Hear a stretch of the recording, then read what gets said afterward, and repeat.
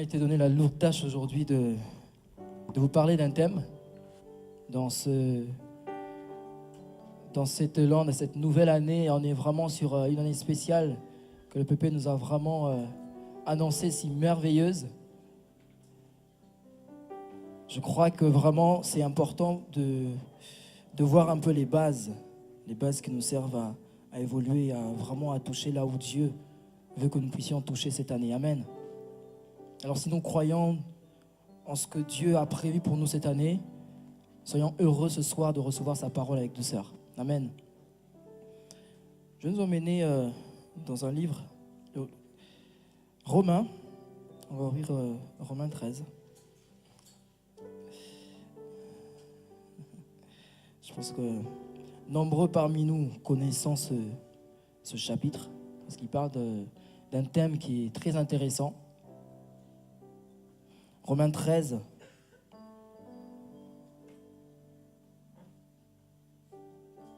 Elle lui dit au verset 1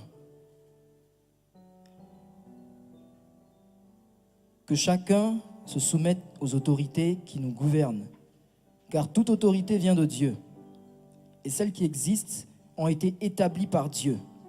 C'est pourquoi celui qui s'oppose à l'autorité résiste à l'ordre de Dieu, résiste à l'ordre que Dieu a établi, et ceux qui résistent attireront une condamnation sur eux-mêmes. En effet, on n'a pas à craindre les magistrats quand on fait le bien, mais quand on fait le mal. Veux-tu ne pas avoir à craindre l'autorité? Fais le bien et tu auras son approbation. Amen. En fait, ce soir, on va simplement parler d'un thème qui est l'autorité spirituelle. C'est un thème qui est très vaste. C'est vraiment vaste et moi, ce soir, je vais vraiment nous parler plutôt vraiment de ce que c'est déjà une autorité spirituelle. Et quand je parle d'autorité spirituelle, je vois ici l'autorité spirituelle dans l'Église. Et on va vraiment voir ce que c'est de manière très succincte. Et après, on va voir comment est-ce qu'elle est exercée. Et enfin, on va voir vraiment c'est quoi en fait son importance pour nous. Aujourd'hui, le PP a parlé d'une nouvelle génération. Une génération des moissonneurs. Et quand on parle de moissonneurs, c'est-à-dire que le Seigneur envoie. La Bible dit que le Seigneur a regardé la moisson est prête. Et il a besoin des personnes qui soient prêtes pour pouvoir aller et moissonner dans l'œuvre. Et ce sont des personnes que Dieu lui-même il établit. Amen. Et donc aujourd'hui, on doit savoir que moissonner, c'est bien, mais moissonner, on ne moissonne pas par notre propre autorité. Il y a des autorités que Dieu a établies, et ce sont celles-là par qui on est envoyé pour aller et accomplir la mission de Dieu. Amen. J'aimerais qu'on lise un autre livre, 1 Pierre 2, 13. Je suis encore dans l'introduction, je ne vais vraiment pas m'étaler dessus, mais je veux vraiment que l'on le lise. 1 Pierre 2, 13.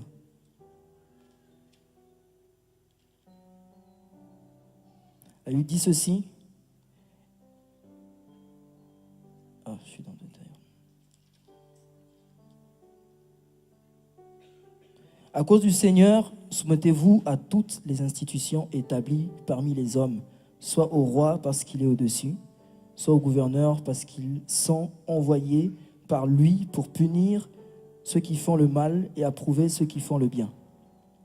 En fait, ici, on voit que dans la Bible, il y a beaucoup de termes en fait, qui sont utilisés pour autorité.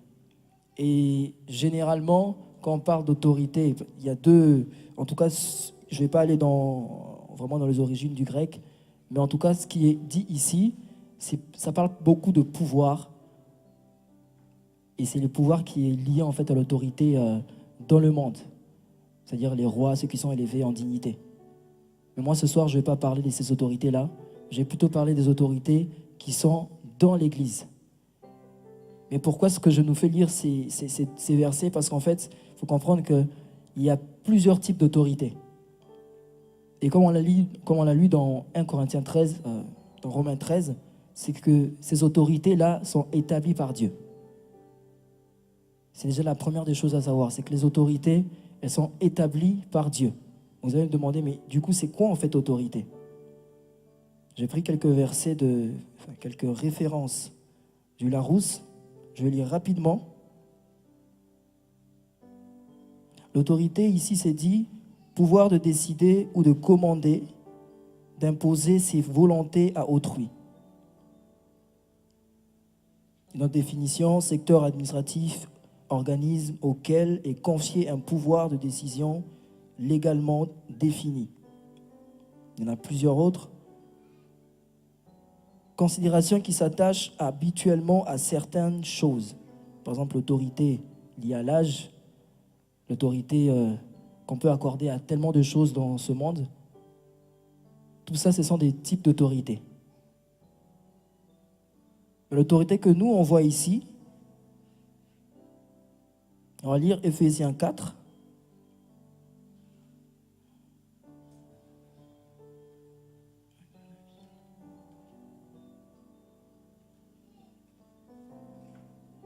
Ephésiens 4, on va lire les versets 11 au verset 16.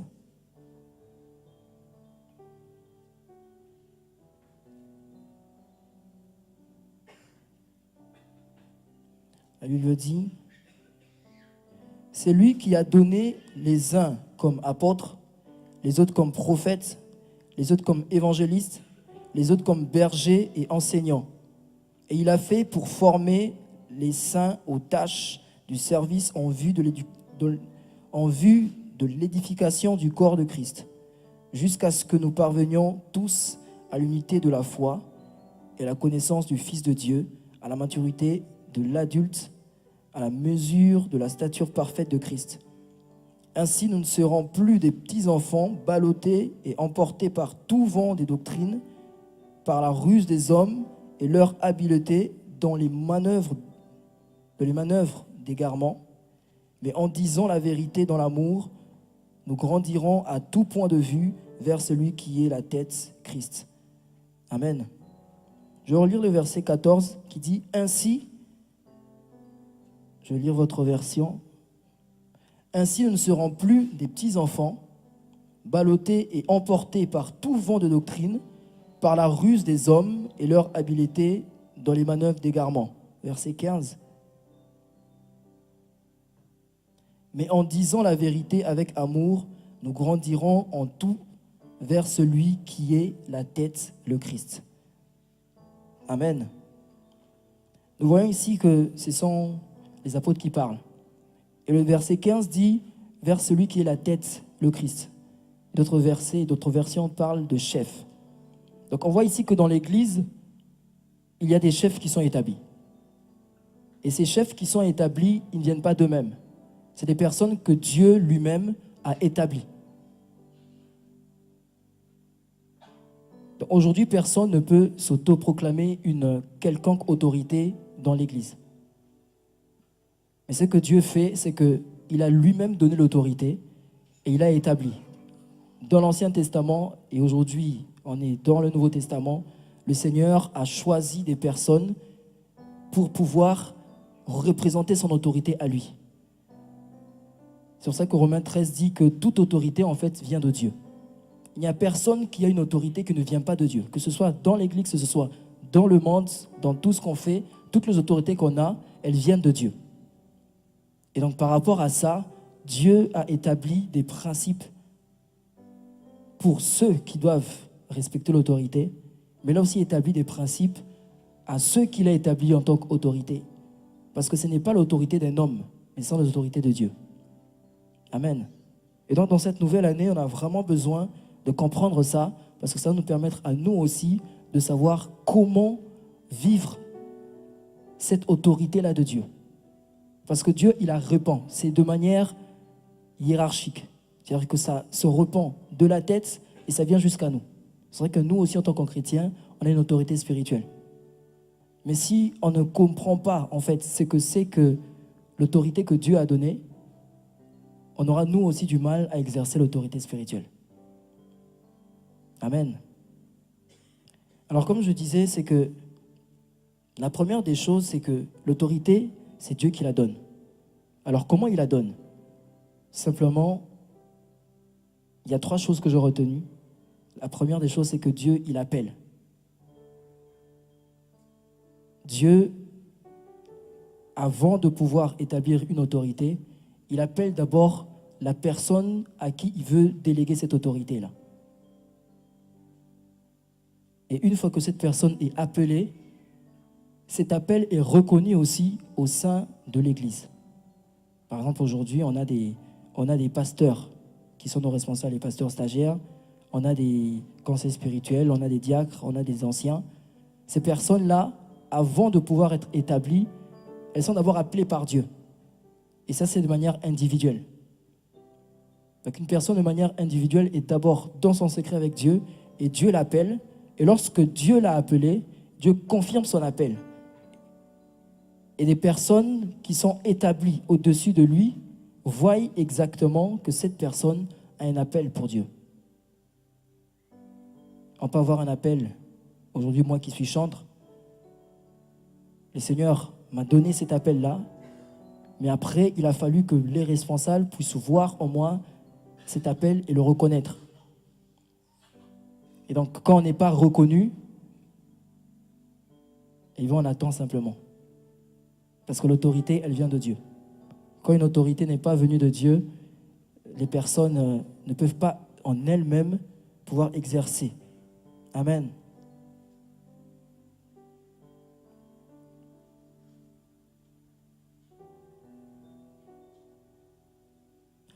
Je peux quand même savoir à quelle heure je dois finir.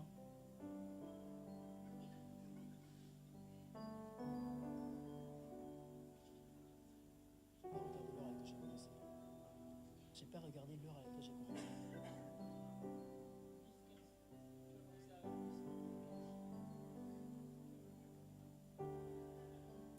Ok.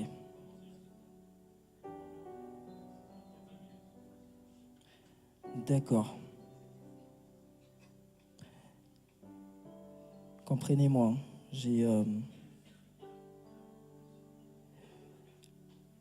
beaucoup de choses à dire en peu de temps, donc il fallait que je sache à quelle heure je dois finir. Donc tout à l'heure, je disais que l'appel, c'est la première étape pour être établi autorité. Et ensuite, après l'appel, il y a la qualification. Donc le Seigneur donne à chacun de ceux qu'il appelle des qualités. Et chacun de nous ne peut pas avoir une autorité si elle n'est pas qualifiée. On est d'accord avec moi? S'il y a une personne aujourd'hui qui veut, par exemple, exercer un métier quelconque, pour pouvoir l'exercer, il a besoin d'avoir les compétences pour l'exercer. Quand on n'a pas les compétences pour exercer un métier, eh bien, on ne pouvait pas l'exercer, même si vous avez la volonté. Et c'est pareil, même quand on a l'appel, quand on n'a pas les qualités, quand on n'a pas les qualifications pour, on ne peut pas exercer ça. Bien sûr, on peut essayer par soi-même, mais quand on essaye par soi-même, on ne le fait pas de la bonne manière. Et aujourd'hui, en tant que chrétien, Jésus a établi son Église et avec son Église, il a donné à chacun de pouvoir être qualifié pour les postes auxquels il les a appelés. Et donc, les compétences qu'il donne, c'est de plusieurs natures. Moi, j'en ai recensé 3. C'est-à-dire qu'il y a les qualifications qu'il donne qui sont de manière naturelle. Donc, on est avec une certaine facilité à parler, une certaine facilité à pouvoir faire fédérer des personnes, à pouvoir faire adhérer à son opinion. Ça, c'est de manière naturelle. C'est quelque chose que Dieu donne à ceux à qui il appelle. Ensuite, il y a une deuxième chose que Dieu fait. Il donne aussi des capacités qu'ils acquièrent, notamment par la formation, par l'étude. Et on voit l'exemple de Paul. Paul, par exemple, quand il a été appelé, j'aime bien son exemple parce que Paul, quand il a été appelé, le Seigneur a confirmé son appel. C'était quelqu'un qui était brigand et aujourd'hui, s'il y a quelqu'un qui est méchant, qui était djihadiste et qui vient ici, qui dit qu'il est appelé à servir dans cette église, je pense qu'on ne va pas du tout, on ne va pas le croire d'un premier abord. On va d'abord douter parce qu'on se dit, bon, lui, c'est la personne qui a l'habitude d'aider les gens à s'exploser et puis à tuer. S'il vient ici, on ne sait pas, surtout quand nous, on est chrétiens, donc on ne sait pas ce qui va se passer, on peut mourir un jour ici. Mais il faut que Dieu puisse confirmer l'appel. Et Paul, il était persécuteur, mais Dieu a appelé, en fait, il a parlé à Anania, et Anania a été vraiment rassuré que Paul était enfant de Dieu. Et donc Dieu a amené Anania à rencontrer Paul, et Paul lui a dit effectivement, je suis chrétien. Et il a fallu après qu'il puisse aussi voir les apôtres pour qu'il puisse être reconnu. Mais entre-temps, il y a eu une formation de Paul. Comme je le disais tout à l'heure, la qualification, elle se fait, quand elle est acquise, elle est faite par les études, par une formation. Et Paul, par exemple, avant de devenir chrétien, parce qu'il était déjà, en fait il étudiait déjà la loi. Donc Paul, il avait déjà un maître qui s'appelait Gamaliel. Et Gamaliel l'a enseigné la loi, sauf qu'il n'avait pas encore la connaissance selon le Saint-Esprit. Et quand il a donné sa vie au Seigneur, il s'est plongé dans les études de la Bible. La Bible dit qu'il est parti, il a fait des années, il a fait 3 ans dans les déserts en Arabie, et c'est après qu'il est revenu, et c'est là qu'il a commencé à enseigner, et par après il a vu les apôtres à Jérusalem. Donc il y a eu un temps en fait où il a été appelé, ensuite il a été formé. Il y a des qualifications que Dieu donne, j'en ai cité 2, l'appel, il y a la formation, il y a aussi le charisme, c'est-à-dire le don de grâce que Dieu nous donne. Et ça, c'est une chose que l'on reçoit que par le Saint-Esprit, dans l'intimité avec lui. Ces choses-là, c'est le Seigneur lui-même qui fait pour enfin établir quelqu'un dans son autorité. Et ce soir, j'aimerais vraiment que nous puissions comprendre ces choses pour arriver vraiment vers ma fin, pour montrer pourquoi en fait c'est important. Parce qu'aujourd'hui, comment est-ce que l'autorité en fait est exercée? Là, j'ai parlé vraiment, si vous me suivez, j'ai parlé des points qui sont d'abord ce qu'est l'autorité, mais aussi comment est-ce qu'on la reçoit. Mais là, comment est-ce que l'autorité est exercée dans l'Église? Premièrement, le Dieu qui a établi les personnes qui sont ici en tant que responsables, mais il exerce en fait selon le modèle de Dieu.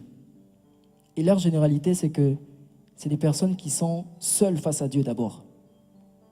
Quand le Seigneur appelle et envoie des hommes, il leur dit d'abord de prendre soin d'eux-mêmes. C'est la première des choses. C'est qu'ils doivent veiller sur eux-mêmes et sur leur enseignement, de telle sorte qu'ils ne soient pas faux avec les hommes. Ils ont un devoir d'honnêteté, un devoir de clarté. Parce que la vie qu'ils ont, c'est celle-là qu'ils transmettent en fait. Et donc comme ça, les hommes que Dieu a choisis, la Bible dit même qu'ils sont en fait jugés plus durement en fait, si je peux dire ainsi. Ils ne sont pas jugés en réalité parce qu'on est sauvés, mais en fait ils sont vraiment dans leur action, ce qu'ils font, Dieu va prendre compte de ce qu'ils ont fait plus durement que nous, ou enfin, que tout le monde qui n'a pas eu ces responsabilités-là. Parce qu'eux, ils ont un devoir d'abord envers eux-mêmes.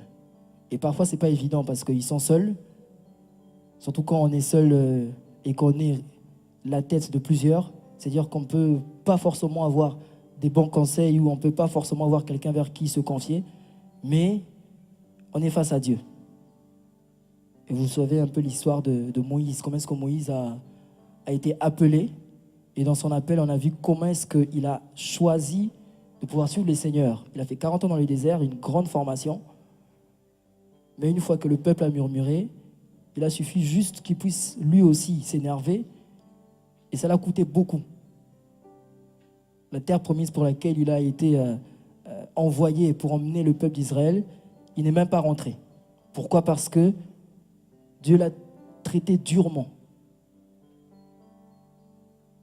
Pourtant, il a connu beaucoup de choses. Il y a des gens qui se sont révoltés. Il y a eu son frère, sa sœur. Il y a eu des Corées. Il y a beaucoup de gens qui se sont révoltés. Mais malgré ça, Dieu l'a traité durement. Parce qu'il avait une vie qui ne devait pas être comme les autres. Ça, c'est la première des choses. C'est que l'autorité que Dieu place, il est face à Dieu d'abord. Et ensuite, il n'est pas seul. Dans l'Église, il y a ceux qu'on appelle, dans la Bible, on les appelle les anciens. C'est-à-dire que eux, là, le Seigneur les a établis et ils travaillent en fait en collège. De telle sorte qu'on se divise en fait les responsabilités dans l'Église. C'est pour ça qu'aujourd'hui, vous voyez, dans l'Église, c'est une organisation comme toute autre, mais de manière... En fait, dans l'Église, il y a une autorité que Dieu a établie et une hiérarchie. Et chacun, en fait, suit en fait ce modèle-là. Et les noms diffèrent selon les églises, mais c'est la même chose. C'est que les autorités que Dieu établit, ils se divisent en fait, ils se délèguent les responsabilités. Parce qu'on sait aujourd'hui, on a les PP, on a le pasteur administrateur, le pasteur Nina, et on a tous les autres autour. Et ce sont ceux-là qui, en fait, veillent à l'accomplissement de la vision de Dieu pour cette Église et donc pour chacune de nos vies. Amen. Et donc, par la suite, ces personnes-là, tout ce que Dieu a établi, il exerce de manière particulière. C'est-à-dire que, premièrement, ils ont un devoir, en fait, de pouvoir veiller à ce que la parole de Dieu soit prêchée. Il veille à ce que la parole de Dieu soit prêchée. Elle est prêchée partout. Et deuxièmement, il veille à ce qu'elle soit bien interprétée afin qu'on puisse bien la mettre en pratique. Parce que quand la parole peut être prêchée, on peut entendre, seulement on peut nous aussi interpréter à notre manière et faire des choses qui ne dépendent pas forcément de la volonté de Dieu. Mais quand on accepte de pouvoir faire la volonté de Dieu, alors on accepte l'interprétation qui est celle de Dieu et alors on la met en pratique. Et ceux que Dieu a établis en autorité sont là pour veiller sur ça. Et ensuite, il gère beaucoup d'autres choses. C'est-à-dire qu'il gère les mœurs, il gère aussi les liens, en fait, les relations. Voilà. Aujourd'hui, il y a une différence entre l'autorité dans l'Église et l'autorité en dehors de l'Église. Et c'est vraiment bien de mettre la différence dessus, de comprendre que les deux sont utiles. Et de savoir qu'il y en a une qui prime sur l'autre. À votre avis, c'est laquelle l'autorité qui prime sur l'autre? L'autorité spirituelle ou l'autorité humaine? L'autorité spirituelle, on est d'accord. Donc l'autorité spirituelle, c'est celle-là en fait que Dieu a établie. Et Dieu aujourd'hui ne vit pas, en fait, il ne vient pas de manière physique, mais il a établi l'autorité au travers des personnes. Et ces personnes-là, il les a établies dans l'Église. De telle sorte que ces personnes veillent à ce que la parole de Dieu, l'autorité de Dieu soit vraiment exercée. De telle sorte qu'on peut voir dans la Bible, par exemple, ceux qui étaient persécutés. Ceux qui étaient persécutés, Pierre, par exemple, pouvait dire choisissez vous-même à qui on doit obéir, à Dieu ou aux hommes. C'est-à-dire que devant certaines circonstances, les autorités spirituelles sont face à des défis. Soit obéir à Dieu, soit exercer l'autorité spirituelle. Et dans l'Église, c'est pareil. Aujourd'hui, on gère les relations. Il y a une relation, il y a le lien qui est spirituel, qu'on a nous tous, on est frères et sœurs, mais aussi le lien qui est de sang. Par exemple, aujourd'hui, moi, j'ai ma famille ici, j'ai mes frères, j'ai mes sœurs, et qu'un pasteur vienne, par exemple, parler mal à ma sœur ou à mon frère, ou bien lui mettre en fait sous discipline, moi, ça m'a affecté. Parce qu'en tant qu'humain, c'est quelqu'un qui a un lien de sang avec moi. Mais une autorité spirituelle doit gérer ça, en fait. C'est-à-dire que là, maintenant, il doit choisir entre exercer la parole de Dieu et regarder au lien de sang. Et ça, ce sont des situations qui ne sont pas forcément évidentes. Et même en tant que chrétien, ce n'est pas évident de gérer ce genre de circonstances. Mais le Seigneur est là et il a une seule parole. Et les autorités, eux, ils veillent à ce que cette parole-là soit mise en pratique. De la même manière pour les mœurs. Aujourd'hui, on est dans le monde. Dans le monde, on a une certaine manière de s'habiller, on a une certaine manière de parler. Aujourd'hui, on a beaucoup de lois ici dans la France, par exemple. Aujourd'hui, il y a des droits de pouvoir se marier avec qui on veut. Donc, comprenez quand je dis se marier avec qui on veut, c'est-à-dire un homme avec un homme, une femme avec une femme. Et ces droits-là que les gens reçoivent, aujourd'hui, on ne sait pas. Un jour, peut-être qu'on va leur autoriser à pouvoir se marier et à pouvoir exiger une bénédiction. En tant qu'autorité spirituelle, peut-être que ça sera peut-être demain. Ils auront affaire, en fait, à ce genre de situation. L'autorité spirituelle fait face à tellement de situations et je ne vais pas m'étaler dessus, mais je veux vraiment en fait que par ça, on comprenne le poids en fait qu'a une autorité spirituelle. C'est-à-dire que d'abord, il est face à Dieu et il a un devoir de pouvoir faire la volonté de Dieu avec amour, avec joie, avec persévérance. Et ensuite, il est face au peuple. Un peuple qui n'est pas forcément dans la joie, dans la paix, mais un peuple à qui il doit enseigner la parole et veiller à ce que ces personnes-là puissent exercer la parole de Dieu selon ce qui est écrit. Donc, par rapport à tout ça, nous comprenons que c'est pas donné à tout le monde, en fait, de pouvoir avoir ce rôle-là. Et mon point, c'est là. C'est que nous, aujourd'hui, en tant que jeunes, comment devons-nous agir, en fait, face à ces autorités-là? Je ne vais pas développer beaucoup de choses dessus, mais simplement, je vais donner un exemple.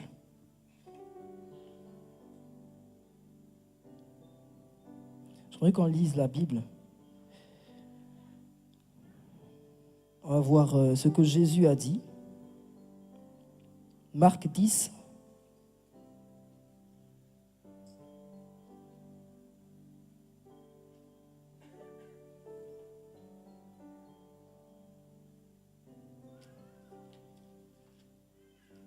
Je vais regarder rapidement quelques versets de Marc 10. Au verset 37.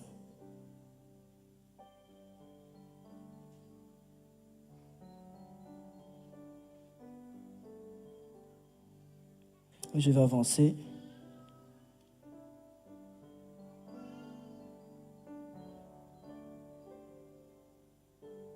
Je lis au verset 42.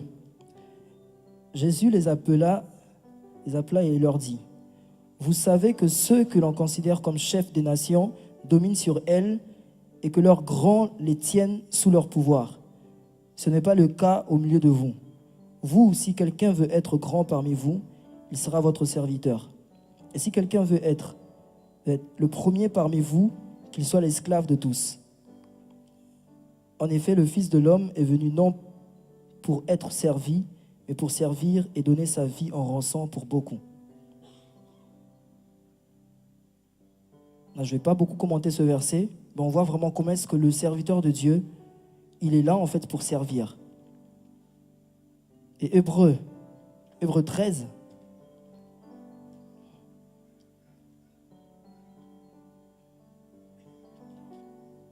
Hébreux 13, 17 dit ceci.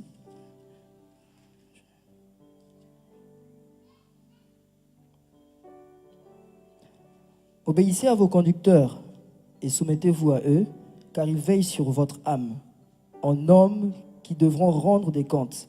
Ils pourront ainsi le faire avec joie et non en soupirant, ce qui ne vous serait d'aucun avantage. Le verset 18. Priez pour nous. Nous sommes en effet convaincus d'avoir une bonne conscience, puisque nous voulons bien nous conduire en toutes circonstances. Amen. Je vais m'arrêter sur ce point-là. C'est qu'on voit ici celui qui a écrit Hébreux demander de prier en fait pour eux. Parce qu'ils ont des comptes à rendre à Dieu. Déjà, premièrement, Les autorités que Dieu a établies dans l'Église sont des personnes que Dieu veille lui-même à ce qu'ils puissent accomplir sa volonté. Et c'est des personnes qui ont des comptes à rendre. Mais au-delà de ça, il faut qu'ils le fassent en fait avec joie. Il faut qu'ils le fassent avec amour. Il faut qu'ils le fassent avec paix. Et nous, en tant que jeunes, pourquoi est-ce que c'est important qu'on puisse veiller à ça? Parce que le Seigneur, comme je le disais tout à l'heure, il délègue en fait son autorité. Et dans son autorité, il y a aussi sa volonté. Dans son autorité, il accomplit en fait ce pourquoi il nous a appelés, nous. Et donc, si nous, on veut réussir, si nous, on veut aller loin dans les projets de Dieu, parce que c'est comme ça en tant que chrétien. En tant que chrétien, on a une volonté qui ne vient pas non de nous, mais qui vient de Dieu. Et cette volonté qui vient de Dieu, Dieu met en place en fait tout ce qui est nécessaire pour qu'on puisse réussir. Et pour réussir, on a besoin de pouvoir regarder ceux-là que Dieu a établis. Si on est béni par eux, alors on réussit dans ce qu'on fait. Mais si on n'est pas béni par eux, il nous est difficile de réussir dans ce qu'on fait. Donc aujourd'hui, pendant que je nous invite à baisser nos têtes dans la prière, j'aimerais simplement qu'on puisse demander au Seigneur de nous donner de comprendre en fait l'importance de ce que Dieu a établi comme autorité spirituelle, c'est-à-dire autorité dans l'Église. C'est vrai que ce n'est pas évident de pouvoir voir ce qu'ils font. On ne sait pas le sacrifice qu'ils font. On ne sait pas non plus tout ce qu'ils ont à rendre. Mais derrière ça, c'est Dieu qui est derrière. Et donc nous, si on veut être en paix avec le Seigneur, on a besoin de comprendre que c'est Dieu qui agit, c'est Dieu qui nous parle, c'est Dieu qui nous construit. Et Dieu veut notre bonheur. Dieu veut nous édifier. Alors prions et demandons au Seigneur que nous ayons une autre vision de ce que Dieu a établi pour nous. Et que nous sachions prier pour eux. Parce qu'ils ont des comptes à rendre. Demain, ils peuvent aussi passer à côté de leur destinée, à côté des plans de Dieu. Comme Jésus le disait. Il y en a beaucoup qui ont servi, qui ont fait beaucoup de choses. Mais s'ils passent à côté, le Seigneur peut aussi les régner eux. On a vu Moïse, ce qui s'est passé avec lui. Mais nous, on ne veut pas ça pour nos leaders. On ne veut pas ça pour nos autorités. Et si demain, nous aussi, on sera autorité, on ne veut pas en arriver là. Alors vraiment que le Seigneur nous remplisse de son amour. Et levons nos voix et prions.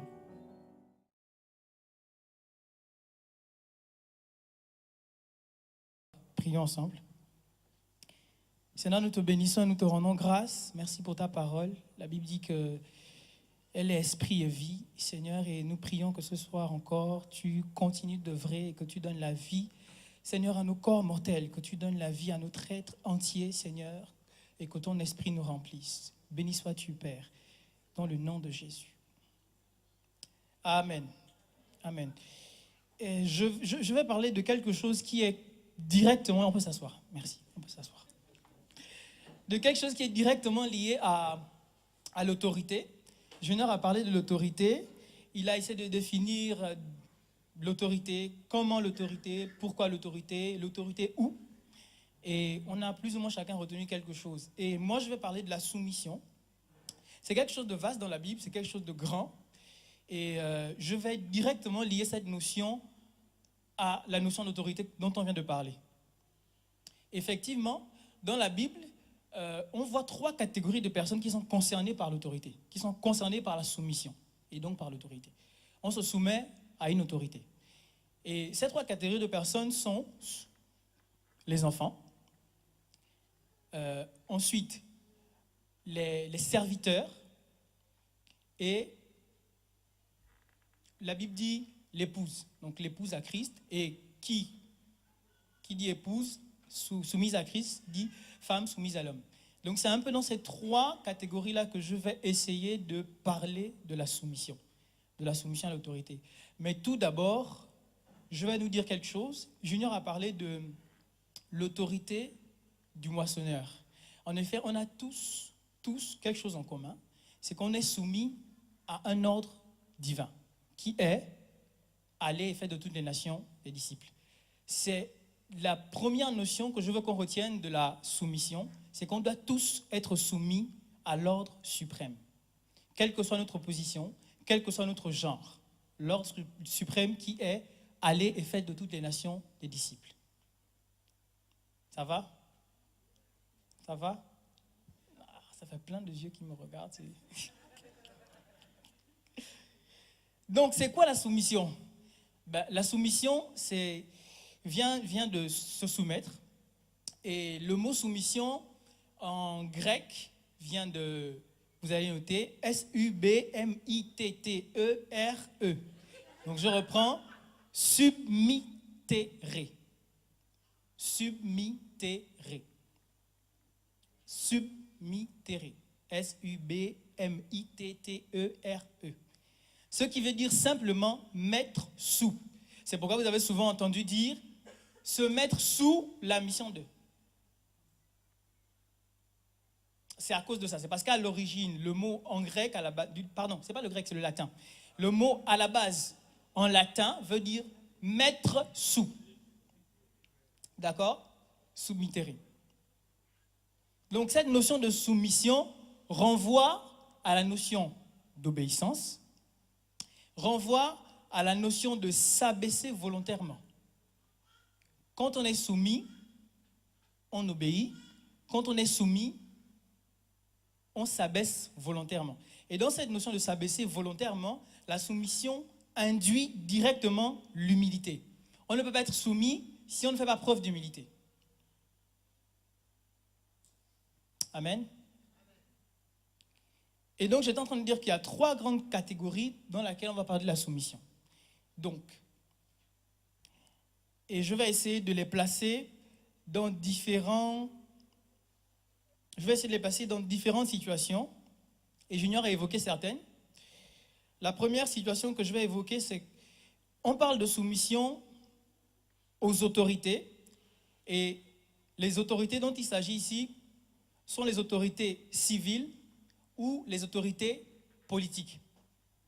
C'est le premier type de soumission à laquelle j'ai envie qu'on essaie de comprendre, qu'on essaie de s'ouvrir. La soumission n'est pas juste quelque chose qui est ecclésiastique. La soumission est un principe ouvert, est un principe divin. Donc, on se soumet aux autorités civiles, on se soumet aux autorités politiques. Romains chapitre 13 au verset 1. Je vais lire. Junior l'a lu tout à l'heure.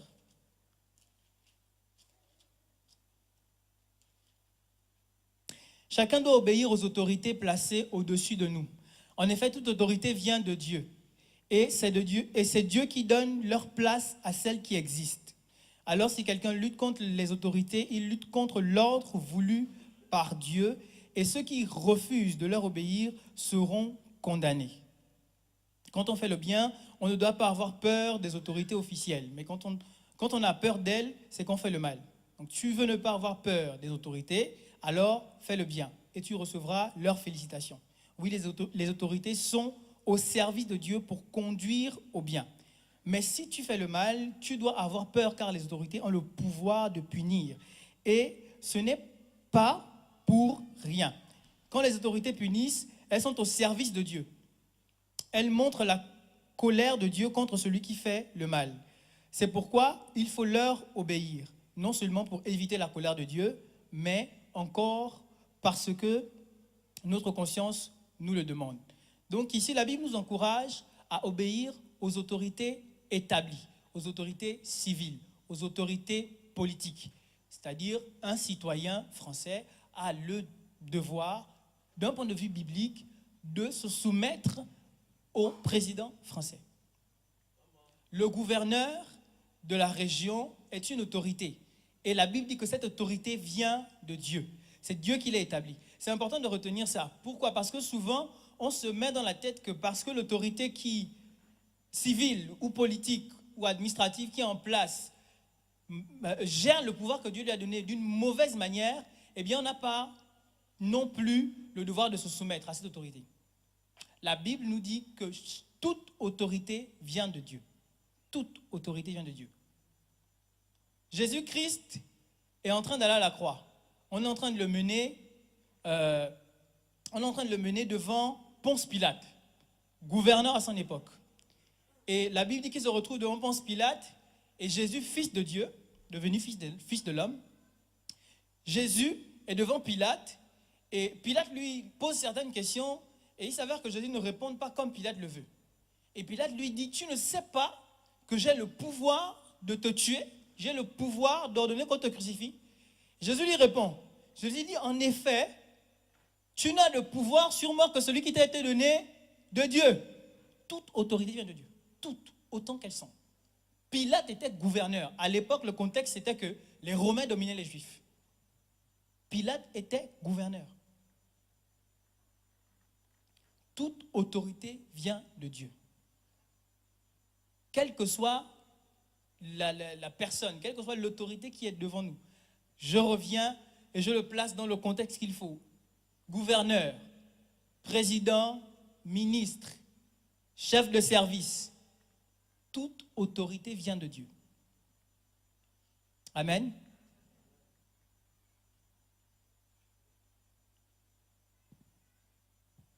Donc je disais tout à l'heure que Jésus s'est retrouvé devant Pilate. Si vous voulez noter la référence, Jean 18, 10 à 11, Jésus lui-même reconnaît l'autorité que Pilate a reçue de Dieu, devant lui. Et donc Jésus se soumet également. Ensuite, la notion d'autorité qui induit la notion de soumission également est manifeste dans un autre cadre. Elle est manifeste dans le cadre de la relation de maître à élève. La Bible nous explique quelque chose. À l'époque, il y avait encore les esclaves. Et quand l'apôtre Paul écrit une de ses lettres aux églises, il écrit et il dit aux maîtres, il dit aux esclaves de se soumettre à leur maître. Aujourd'hui, la notion d'esclavage n'existe plus en tant que telle, mais la notion de maître à élève, la notion de supérieur à inférieur existe toujours. Et la Bible nous encourage à se soumettre à ce type d'autorité. Je vais avoir mon chef de service au travail, je vais avoir mon professeur à l'école, en classe, je vais avoir mon instituteur, mon maître au lycée. C'est mon autorité. J'ai le devoir de me soumettre à cette autorité. Amen. Amen. J'aimerais qu'on lise cette référence. Éphésiens 6. Éphésiens chapitre 6, du verset 5 au verset 9.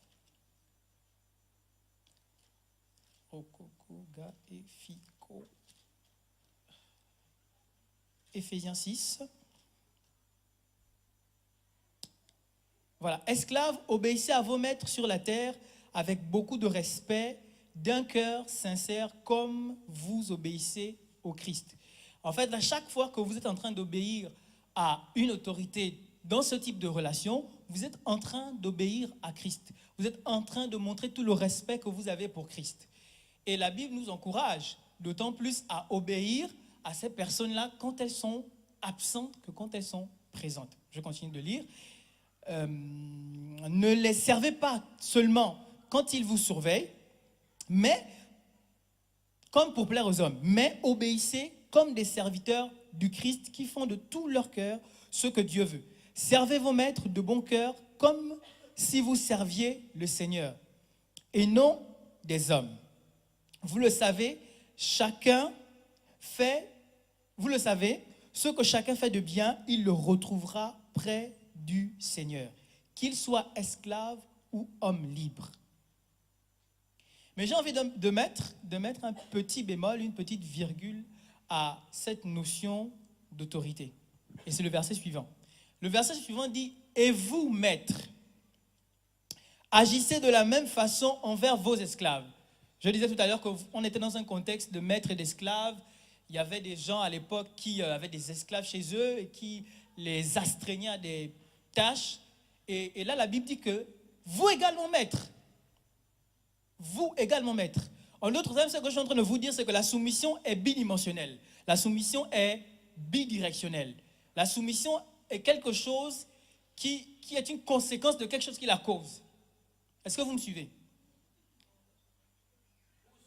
Est-ce que vous me suivez? Et vous, les maîtres, agissez de la même façon avec les esclaves. Laissez les menaces de côté. En d'autres termes, l'autorité que Dieu donne n'est pas pour dominer. L'autorité que Dieu donne est pour inspirer la soumission de l'autre. Je continue. Vous le savez, vous et eux avez un seul maître. Au final, en fait, de tous, autant que nous sommes, on a un seul maître. Et la Bible n'appelez personne d'autre votre maître que Christ. On a un seul maître. La soumission en elle-même est quelque chose de bidirectionnel en fait. C'est quelque chose qui se cause. La soumission, on va le voir un peu plus tard, est quelque chose qui est la réponse d'une cause. C'est parce que vous faites quelque chose en tant que maître que vous créez la soumission pour celui qui est inférieur à vous.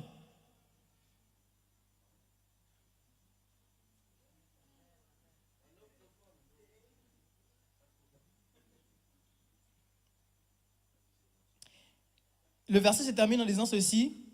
Vous et eux, vous avez le même maître, mais le même maître dans les cieux, et lui, il ne fait pas de différence entre les gens. Ensuite, il faut aussi noter que la soumission, je disais la soumission est bidirectionnelle, la soumission est réciproque. Éphésiens 5.21 dit ceci, vraiment au final. Soumettez-vous les uns aux autres.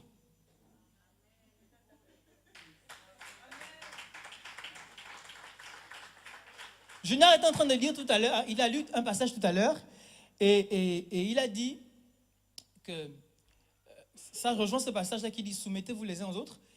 En gros, au milieu de nous, il n'y a pas en tant que tel le plus grand, celui qui domine sur les autres. Pourquoi? Parce que ceux qui dominent sur les uns, on les retrouve de l'autre côté là-bas, ce n'est pas ici. Que quelqu'un dise Amen. Oh, dites-le bien.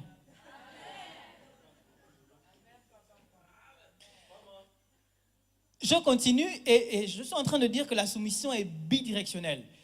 Et à chaque fois que vous allez étudier, moi quand j'ai étudié la soumission, je me suis rendu compte qu'il y a la notion de l'autorité qui cause la soumission. Il y a cette notion, il y a toujours, c'est de part et d'autre. Maître, faites ceci, esclave, faites ceci. Père, faites ceci, enfant, faites ceci. Je disais tout à l'heure, il y avait trois cadres. Il y avait trois personnes qui étaient concernées par la soumission. J'ai dit les enfants, j'ai dit la notion de maître, donc de serviteur, et j'ai dit l'épouse, voilà, la femme. Et là, je suis en train de parler de la soumission dans le cadre familial. Éphésiens 6.1 dit ceci, enfants, obéissez à vos parents. Enfants, soumettez-vous à vos parents. Selon le Seigneur. C'est très important de le noter. C'est très, très important de le noter. C'est important d'obéir, c'est important de se soumettre, mais c'est important de rester dans le Seigneur. Amen. Amen. Amen. On peut se lever et dire Amen correctement.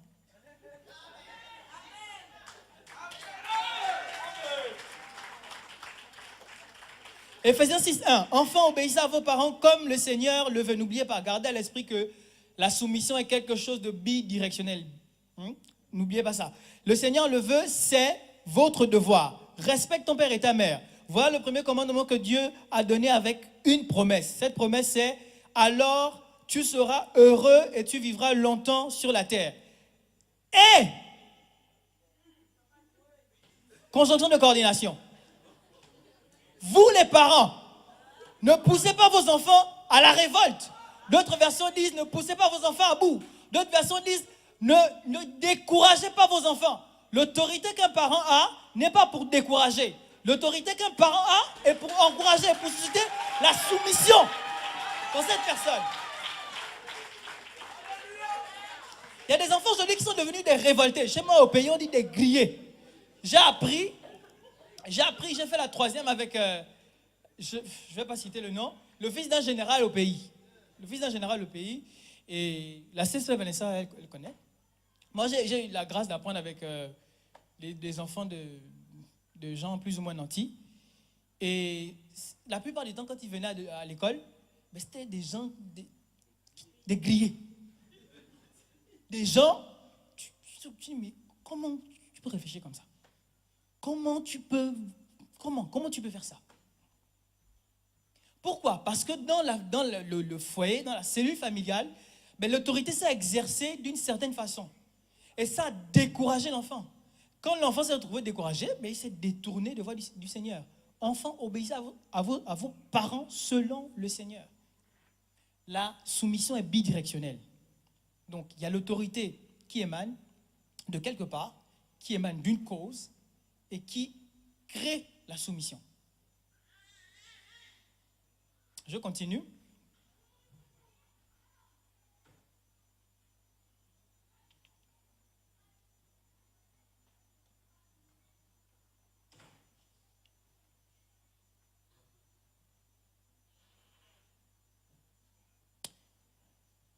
La Bible dit dans Éphésiens 5, verset 22, je vais lire.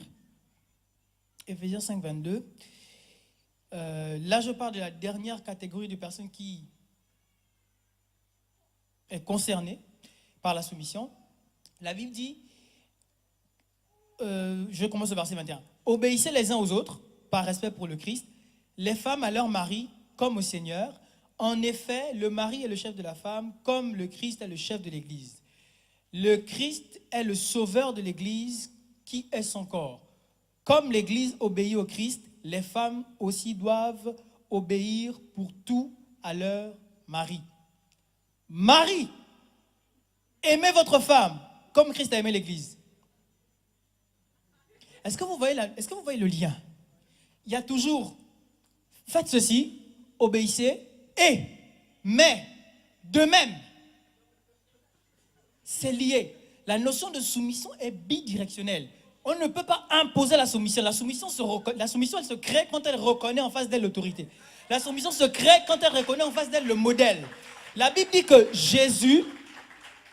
la Bible dit de la femme que la femme doit obéir, la femme doit se soumettre à son mari, comme Christ, comme l'Église se soumet à Christ. Pourquoi? Pourquoi l'Église naturellement se soumet à Christ? Pourquoi naturellement, quand quelqu'un reconnaît que Jésus est mort pour lui, il vient servir le Seigneur? Pourquoi il vient donner sa vie au Seigneur? Pourquoi? Parce que Christ est le modèle parfait dans son sacrifice, dans tout son amour. Il s'est donné. Et quand il s'est donné, nous on a regardé ça, on s'est dit, mon Dieu, qui d'autre pouvait se donner comme ça? Par conséquent, je me soumets. Je me mets sous sa mission.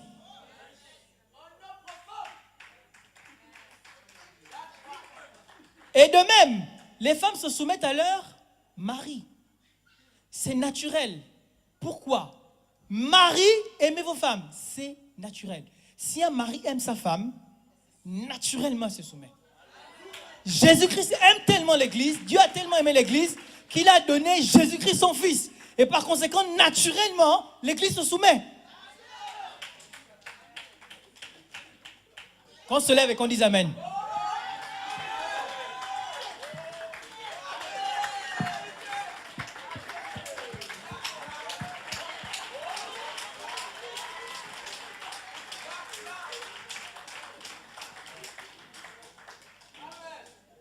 Alléluia. Alléluia. Alléluia. Donc, il faut faire la nuance. Il faut peser et il faut équilibrer les choses. Ce n'est pas tout de dire qu'il faut se soumettre. Ce n'est pas tout de dire qu'il faut obéir. C'est aussi de dire qu'il faut inspirer, qu'il faut conduire, qu'il faut aimer. La notion de soumission, je disais tout à l'heure, est liée intimement à l'humilité. On se soumet volontairement. Quand on ne se soumet plus volontairement, quand il n'y a plus de soumission, vous savez ce qui s'installe? C'est la résignation. La résignation, elle est pleine d'orgueil. On se résigne quand l'autorité n'exerce pas comme il faut, n'inspire pas de la bonne façon son autorité, n'inspire pas de la bonne façon la soumission qu'il faut. Donc, au lieu de se soumettre, on se résigne. Et la Bible n'encourage pas la résignation. La Bible encourage la soumission. Soumettez-vous les uns aux autres.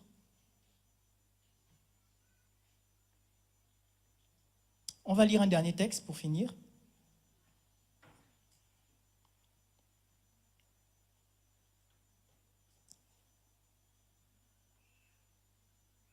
On va lire un dernier texte. Je crois que c'est Pierre. 1 Pierre 5.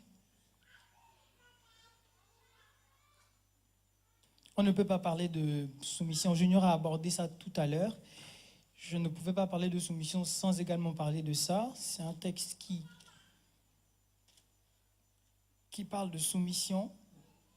1 Pierre 5.